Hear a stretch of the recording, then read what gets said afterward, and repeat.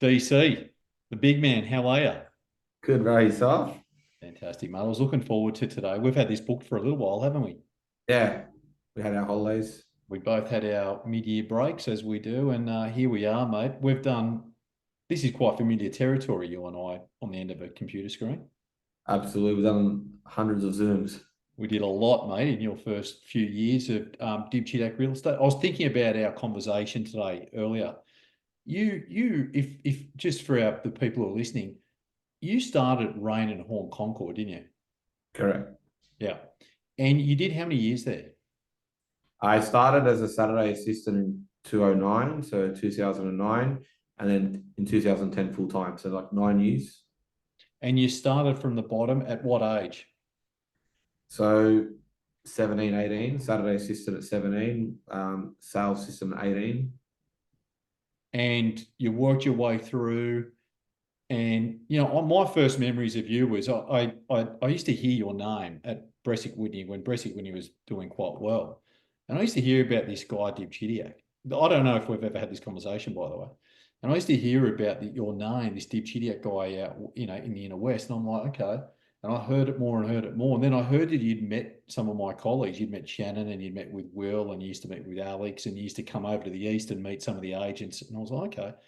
Then I started seeing your name on awards, right? In top 50 awards when they first started being announced, and you started off, and you were really ranking quite high. And then we eventually met. I was like, mate, good to meet you. Yeah, And then, I was really excited about 5 years ago. You started the business 5 or 6 years ago. yeah, 5 years ago. And that was really exciting. So I think you started that at about a time that I was just finishing up at Bresic Whitney and moving to the States. Mate, great to have you here. Thank you for your time because I know how valuable it is. Your name is, you know, you've created a really good brand for your name. I reckon purely based on your results. Right? Everyone knows that you're a gun agent based on your results because people try to build their brand through all different types of things. I've always said the best way to build your personal brand is list and sell, and that's what you've done. Yeah, Would you agree? I 100% agree. I mean, I tell my team that the clients only know you if you're listed and selling. If you're not Mm. listed and selling, you're not relevant. And you have to stay relevant. And your results, you're only as good as your last result.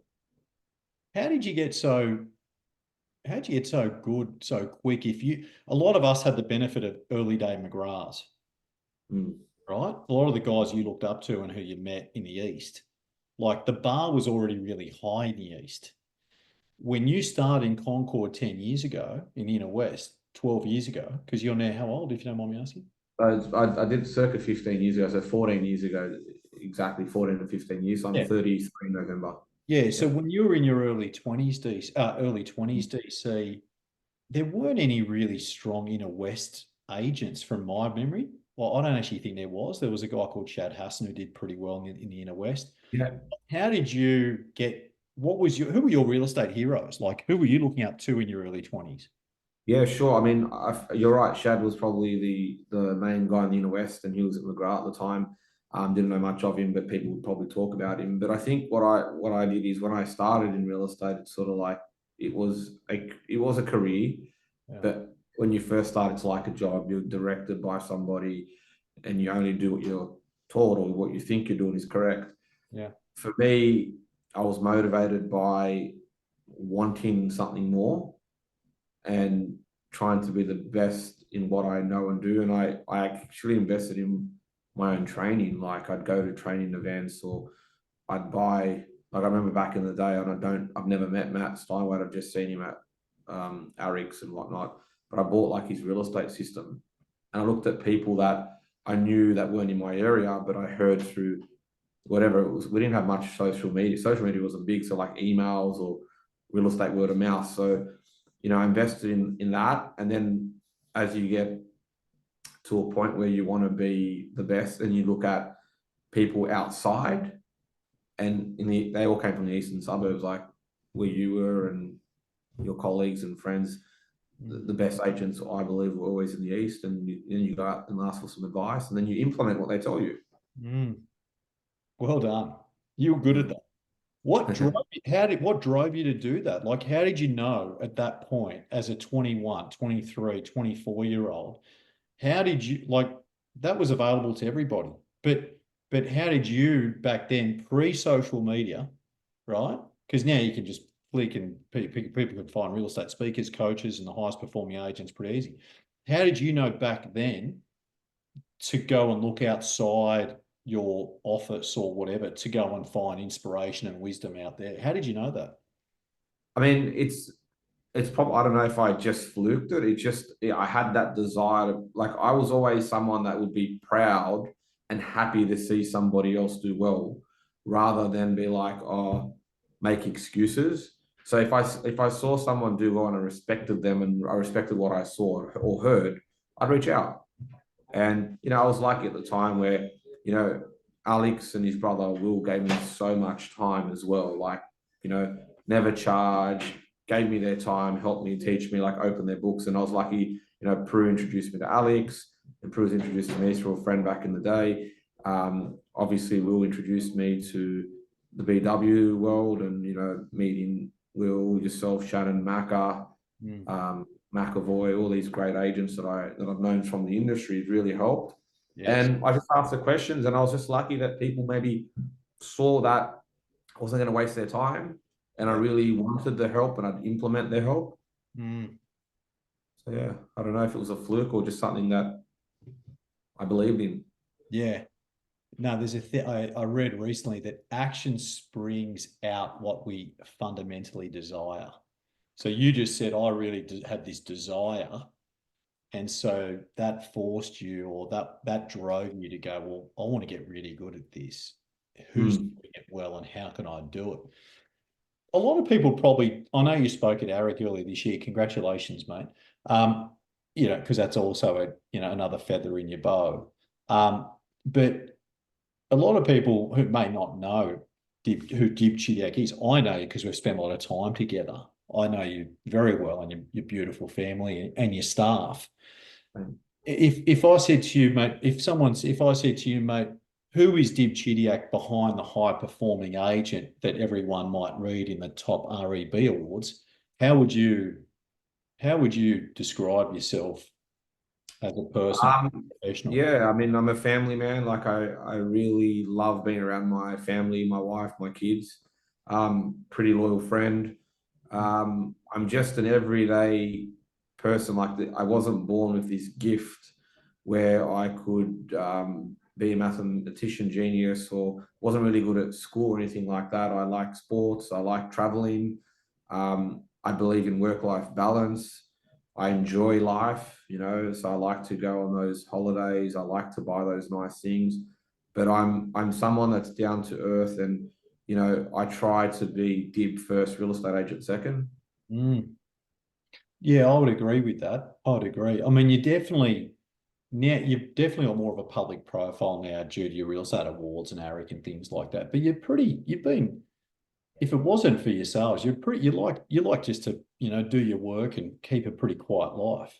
You're not Absolutely. someone who would go to clubs or do things like that. You're very focused and very consistent about what you do. How's real estate changed, mate, for you? How do you think, how's the game changed? Because you've been doing, you're very young, but you started young. But how do you think it's changed the last 10 years? Do you think it's changed much or it's the same fundamentals? Look, it's the same fundamentals because it's, you work with the best buyers in the marketplace, you prospect, you close a listing, you introduce those buyers and you do a deal. And it's all about how consistent you are in what you do and being disciplined. But it has changed in general. There's more competition out there. Owners have more choice. Commission's getting cheaper. Like you're working harder for less. Um, and no matter the relationships you have, there's always those agents out there that are offering less. So unless you're relevant in terms of listing and selling a lot and getting great results and always on, there's a lot of competition out there. Yeah. There's always that new hungry agent that might be the flavor of the month or year, and you've got to compete. Yeah, I agree. Yeah, I mean, I'm always saying that to the high performers. You got to keep evolving and staying on your toes because there's always going to be not exactly the same. There's always a young Dib out there who's 20 years old, or a young Ivan, or a young Maclay who loves real estate and doesn't realise how good an industry it is, and they get good at it, and they start looking up to guys like you and Maclay and saying, "Well, I want to be like that," and they've got that desire, and they'll also go for it.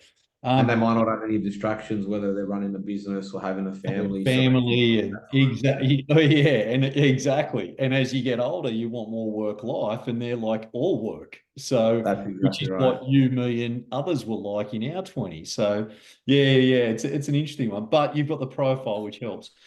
Well done on the business. I mean, I know the business quite well. We haven't done a lot of sessions the last 12 months, but the business, you're based in Concord. You know, the business I remember was doing 100 sales plus well in the first year. Then I think it was about 200. How many agents have you got now?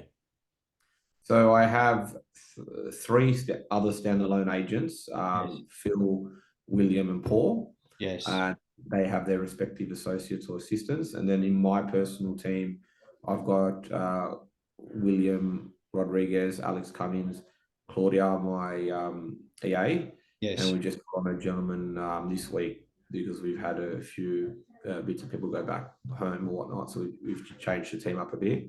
Yeah. My peak, I probably had four associates and an EA. I recall. Yep. Yeah.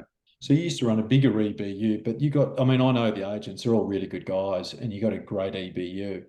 Mm. You've also got property management. Steph, your wife, also was full-time active, but she's a mother, a full-time mother. She's still involved in the business? Yeah, absolutely. So we've still got Steph who looks after the things that I can't focus on or want to focus on. We've got Deborah who's our operations. She's been with me for like nearly 8 years or so now, maybe more, who knows. We have our marketing department. We have our property management team, reception. So I think we got close to, if not around 20. Yes. And you've got, yeah, you do have the PM. My question to you, mate, you've been a high performing agent for 10 years, let's say. Your advice to a high performing agent who works in a company, they're thinking about starting their own company. What's your advice to them? Everybody wants to start their own. Everyone wants to be a director. Some people do it for ego. Some people do it because they sincerely enjoy the challenge. And like, it's what motivates you and what drives you, right? So for me, the reason, firstly, I'll tell you why I did it. Maybe that might help them. For me, I was at Rain and Horn. I was the number one sales agent for a number of years consistently. And then I felt like I wanted more. And I was promised partnership that never happened. Probably a good thing, you know, because I wouldn't possibly be here today. Yeah. And I just wanted something more. I wanted to grow, mentor people. I wanted to have a property management department. I wanted to be able to also grow my area and reach. Yes. But I also knew I was able to handle volume in terms of listing, run my team because I had a team, Yes. and be able to list, sell, and prospect. So my advice is if you are going to open your own business, you have to have a partner or partners that can focus on the business, property management, etc., because you can't do everything. And Yeah. the reason why I'm able to do a bit of both is Stephanie really helps in the operation sides of things with Deb, but you know, the stuff that a director needs to do, looking after trust accounts and Yeah. everything in between. Yeah. Yeah. I I mean, sorry, go. I would probably say if you wanted to open your own business, look at maybe being a partner and what that might look like, and if that's possibly better, because you have more of a work-life balance. Yeah. And you'll be able to holiday, and depends on what's important to them, I guess. Yeah, no, I think you make some good points. You're saying if you had to go and do it all yourself, wear 4 or 5 different hats, that's going to really affect your high performing sales focus. You'll burn out quickly.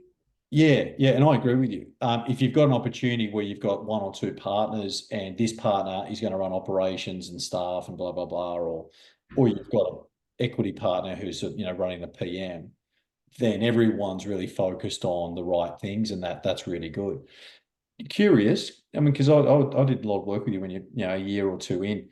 Do you think that year one, how many years have you been in business? So it's our 5th year. Yeah. So do you think, now that you think about those 5 years, do you think year one, year two, year three, year four, year five, do you think any of them are better than others, or they're all just part of the journey? I think year one's so exciting because you're like, it's fresh and new. Like I remember in year one, it was just myself. Paul, When we first opened, it was myself. I took Deb with me because she was part of my team, and yeah. my wife. And Not then it was three Paul? of us. Then we hired Paul. So Yeah. I was like, I had no agents. I didn't. I was like out there. I hired Paul and I Yeah. hired William Yeah. Angelos. There was 5 of us. Mm, Steph did property management slash reception slash everything else as being a director. yeah. Deb was my EA, and Paul and William helped me list and sell and close deals. Yeah. So I was I guess, the prospector in terms of getting the business. The goal is to do 50. We did about 106 or whatever it was, 100 and something in terms of numbers in the first year. That Yeah. was exciting. When you look back at it, like, wow, we did all that with these. And now the financial year stats came in, we did 248 deals last financial year. Mm, And it's something that I'm proud of. And then it's sort of like, okay, now how do we get to the next? But the first year was most exciting. Second year, you've got to back up because you have pressure to do better. And then every year you have pressure. I remember you said to me as well, there was this, I think it was last year where I went backwards and I wasn't too happy with that. And you're like, you can't always grow, 50%, 100% every single year. There are some times where you plateau or come back. I had a few distractions with obviously, good personal distractions, but that for me, the first year is exciting, and then you've got the pressure, I think, year on year out. yeah. No, it's a great summary, mate. And, I've always appreciated your honesty, your humbleness, and just your dedication, mate. You're always really, really dedicated. And no, again, I say this to a lot of high performers. I definitely say it to you. You deserve your success. So I know Thanks, you've mate. got a penchant for nice things. That's a good thing because that drives you. Like you want quality things. This is an industry. You go out, you make it. You can get those things, but you got to work your ass off and sacrifice, and you've done that. So Correct. well done. How's it changed being a dad, mate? You got a 5 and a beautiful 2.5. Two. How's it changed being a young father, being as an agent and a business owner? It's obviously put more pressure time wise. I mean, it's it's so amazing. Like people will tell you that your life changes when you have kids, and you're like, oh yeah, yeah, yeah. And when you do have kids, it sort of changes a bit. But when they then rely on you, and then they're able to realize that you've left, and they get upset when you leave, and they're excited when you come back. My life's changed for the better because I've got a family. It's something that I'm working for, and you create a legacy for. Yeah. I like spending time with them. I finish work earlier. Like I don't have that traditional coming to work at 7 a.m., finishing at 6. You I'm did, at work. you did, but Yeah, I now did. it's changed as a parent, is what you're saying. Absolutely. I mean, you had to put in the hard yards. Like I can't just fast forward to where I got to today and say, "Oh, this is what I want to do." I had to get there exactly, Yeah. climb the ladder. And for me, I come to work, 8:30, possibly 8:30, depending on the day.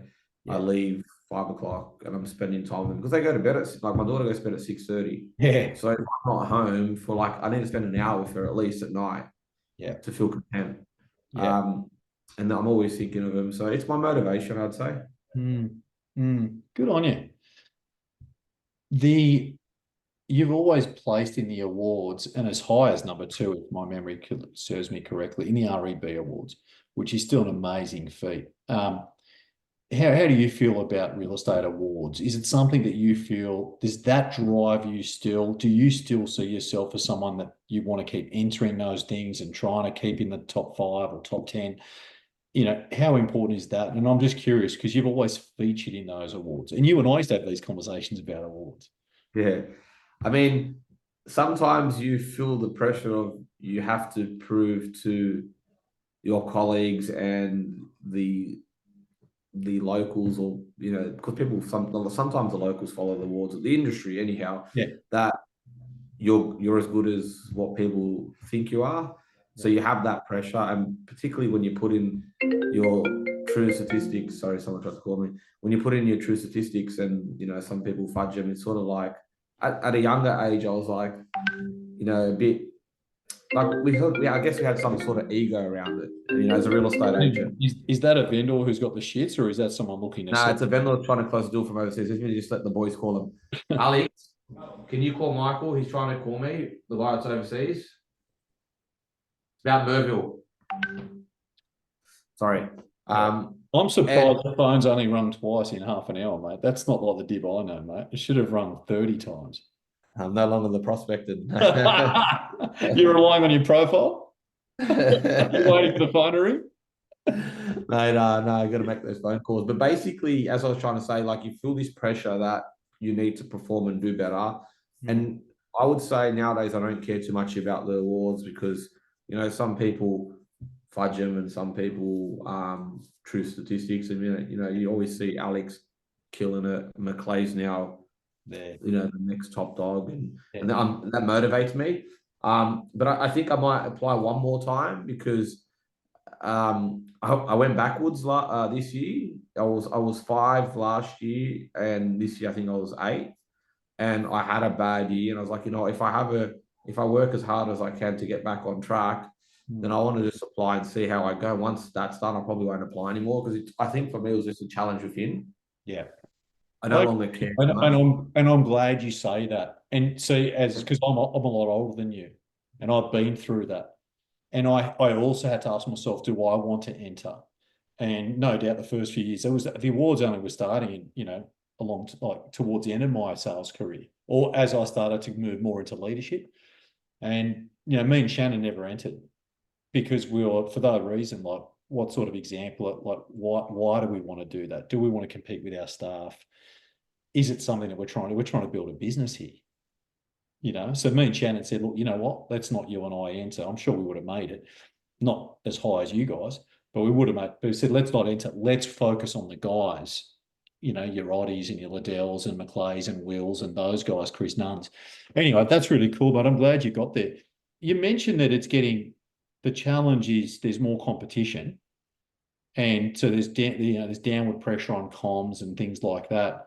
How do you evolve as an agent? Like if you're dealing with that in your market, you've got more players. They're coming in because you're always carrying 20 odd listings, if I recall, on market. How do you kind of deal with commission objections and agents throwing really attractive, you know, offers to potential sellers? How do you deal with that?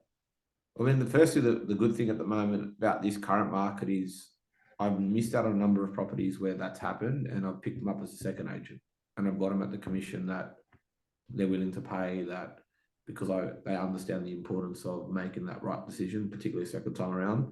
The second part to it is you put performance-based commissions. Okay, if you've got to adjust, and particularly if they give you that opportunity, you try to put performance-based commission. Okay, if I get you between X to Y, I'll do that commission. But if I get you between Y and Z, then it should be here. And you and I spoke about that a few times as well. And sometimes it works for you, or sometimes they just look at the cheaper side of things and they go in that direction. I think you get to get creative on performance-based. And it's sometimes okay to walk away from business. What I've seen at the moment now is like there's cheaper commission being offered, but also agents are over-promising, and this is not the market to do so. Yeah, I'm sure you're seeing that as well. Sure. So for me, it's sort of putting myself to that level. I'd rather just miss out, and I've got a 50% chance of getting it back. Yeah. And because you're the Concord King, how does someone like you expand your footprint? Because you get calls all the time for Concord. Concord's what Surrey Hills was for me in my early years. How do you then expand that footprint if you're always getting contacted for Concord? Do you want to expand, say, your EBU's footprint? And if so, how do you do that? Yes, I mean, like I want to be the agent that covers the entire city of Canada Bay, which is from like Rhodes, Concord, all the way to Des Moines and in between. And we worked very hard on it in the last couple of years. And if you look at, particularly as Concord got getting so competitive, and you can only have so many agents. If they're calling out 3 agents for an appraisal, and there's like 6, 7 agents looking after Concord, 50% I'm going to get called. Yeah. So, I mean, I've always loved particularly because I live in the city of Canada Bay, I've always loved that area, and that's my core market. That's the core, what do they call it? LGA. But for me, I focused on the 2046, so Five Dock, Abbotsford, etc. area, and not bit of Des Moines. And now I think I looked at a statistic the other day. I was talking to one of my agent friends, and they said, "How's it all going?" I said, "Man, I'm so happy because I had a vision to list and sell the most in that particular pocket. 7 out of my 10 sales weren't in Concord. They were in Des Moines, Five Dock, Abbotsford, those areas." Right. So if you go to, well done, mate. That's awesome. And surely if you guys have done 250 sales, that'd be enormous. Would you say that if the business is doing 250, half of them would be Concord, half would be outside Concord, 50-50? Yeah, it's more 50-50. And the reason why we grew that area, we want to grow the dollar value, out of those 248 sales, we're not eastern suburbs. My average sale price for a house is probably 3,150. Average sale price for the business is mid twos. We ended up doing like 620 million in dollar value. Awesome. So as you grow your area, you can grow your dollar value and the average sale price. Awesome, mate. Couple of quick ones.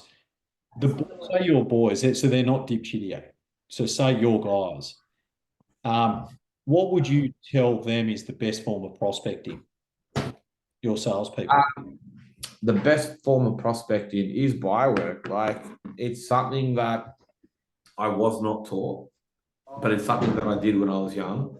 And then as you get better and you listen to the great real estate agents, and that was their model, you understand the importance, and you're sort of like, wow, if I had done that to that level then, where would I possibly be today? And you did say, I didn't have the McGrath who was the king, I didn't have... You didn't have that early training. Blueprint, correct. And I didn't have the BW blueprint of training. Yeah. And when you speak to those McGrath trained agents or the BW agents, they all tell you how important buyer work is. Yeah. And since teaching the new agents that have come into my office or teams, I like to hire the young ones because I feel like they're a bit more raw, they'll listen, they're hungry, they're motivated. Yes. I remember teaching William Rodriguez, for an example, the importance of buyer work. He now does off-market, on-market deals. He lists properties because of that. He gets paid good commission for his buyer introductions or listing and selling. And he has been in real estate just for 2 years. He wasn't in, he was in sales, but he wasn't in real estate. And he came from a different area. He came from the Shire, and he's listed and selling in Concord 2046. Yeah, in a whole new market. Yeah. So Buyer you're saying to the young ones, definitely buyer work's the way to go. Yeah, 100%. And just working with those buyers is important, but equally touching base with your database all the time and staying relevant is also important. Yeah. I actually think the best form of prospecting these days is working your current open homes and callbacks. That's the best prospecting. Then the second one is buyer work. And then the third one is your owner database. I reckon it's in that order. A couple of quick ones. I know you're busy, mate, over there, so I'll be quick. Goals, you've always had goals. Do you still have them? Are they visible? Do you recommend them? Yeah, they're visible. I'm sitting in Stephanie's room at the moment, so it's not in front of me, but it's in front of my desk, and it's in the shower, and it's in the walk-in at home. My goals are around business, personal, and just the company's vision. Yes. So it's around GCI, it's around holidays, it's around recruitment. It's around what you want. Yeah. And you recommend that to all your young staff, and to any young agent listening, you would say get clear on your goals. Yeah. You help me a lot with goals too, Ivan. You told me don't have 20, 30, it's okay to have 5. Because there's nothing better than ticking off those 5 that mean a lot to you. So yeah, it's so important. Focus on their goals. Focus on the most important, less ones rather than a bucket full where you lose track. Right. How important is having mentors, mate, if you're a young agent or a new agent? Man, it's so important. For me, my career, I've had yourself, I've had Alex, I've had Will, I've had McClay, I've had Josh Vegan, I've had a number of agents that, if I haven't mentioned them, they don't come to mind at this stage, but I've had a number of agents that have helped me at every step of the way. And it's so important. They keep you in check. They give you advice because it's the mentors that I choose are those that have walked the walk so they can talk the talk, not just someone that says, "Oh yeah, do this, do that," or Yeah, they have to have done it. They've had to have climbed the mountain Hmm. for you to go to them and say, how do I climb the mountain? Or how Absolutely can I better climb my mountain? correct, Yeah. correct. If I was a 22-year-old agent, mate, 26, 30-year-old agent, and I'm earning a couple $100,000 a year, how important are taking breaks? Because I get at your level, you earn millions of dollars a year in GCI. That's different. The majority of agents out there, DC, earn under 500 grand a year. Okay, associates and young agents. So Something like that. yeah, and we've all been there. So what's your advice to them about taking breaks through a 52-week or a 50-week year? Like, look at it right now. You got an iPhone, yeah. If you don't charge it, the battery's going to die and then you can't operate. So for me, if you don't recharge your own battery, and you don't have to go overseas, you don't have to do what Ivan does. Ivan's been there, done that, earns money to be able to do that. You take a break, whether you go to Queensland, whether you stay at home for a week in winter where it's a bit quiet, catch up on whatever you need to. If you don't take breaks, I feel personally, you go backwards. And like I'm taking a lot more breaks now that the business is mature and not as reliant on myself. But like if I don't take those breaks, I'm losing listings. Yeah, I'm getting grumpy. I'm not 100% sharp. mate, that's awesome. I love Yeah. that. I love the analogy of the phone. And also, you just said a really interesting thing. You go, if I don't take breaks, I'm losing. Because a lot of people think if I take breaks, I'm going to lose business and momentum. You're saying the opposite. You're saying, mate, if I don't take breaks, it's actually going to cost me a lot more in lost business because I'm going to be tired. I'm not going to be on.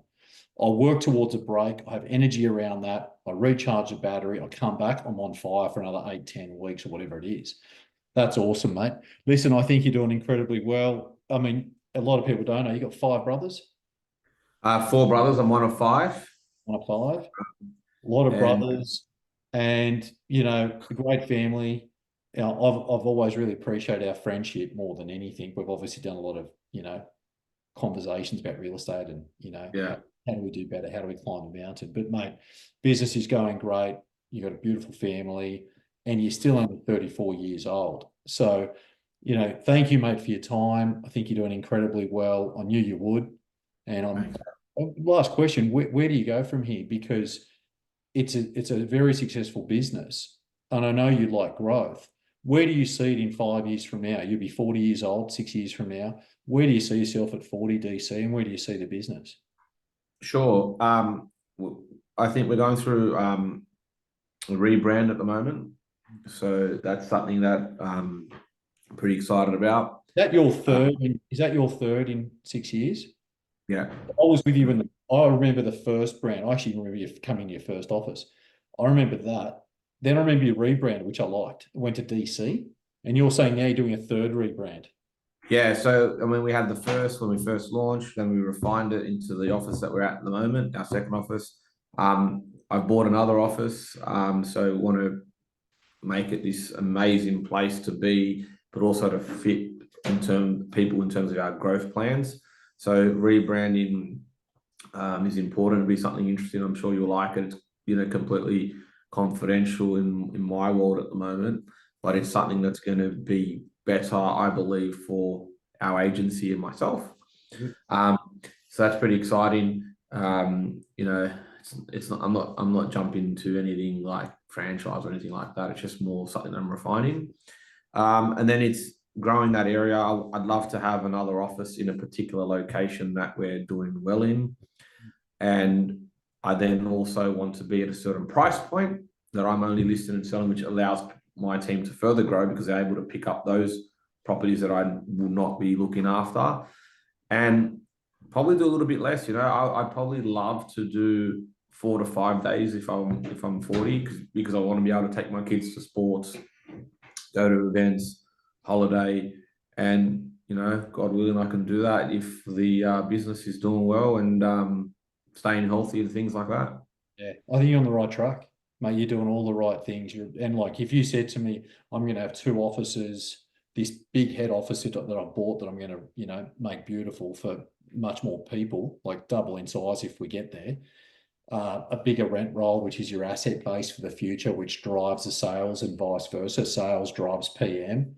More time at home, good health, good. I mean, like, it's such a great life. Like, I just got back, as you know, from Europe, and I was with a few Yeah, of few of our friends and heavy yeah, hitters. The life that they've created for themselves through this industry, I've just been reminded recently. It's phenomenal. It's such a phenomenal business. It's a pain it's in the ass. It's a sacrifice, and you know that more than anybody. But mate, the rewards, if you get it right, it's such a great industry. absolutely. You got to love what you do too. If you don't, then the rewards isn't. It's not going to happen. Doesn't match. Yeah. Yeah, you're And right.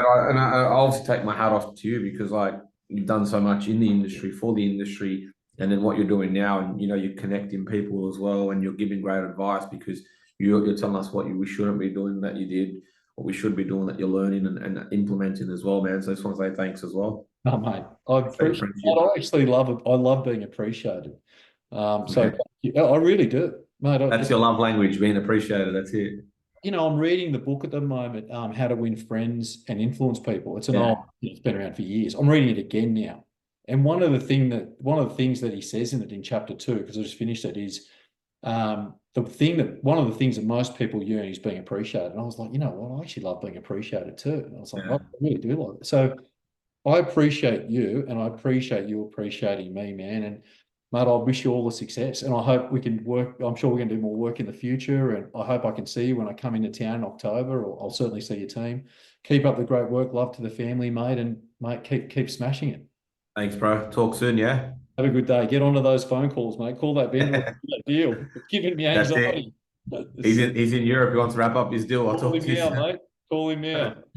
Take See it you. easy. See you later. Bye, man.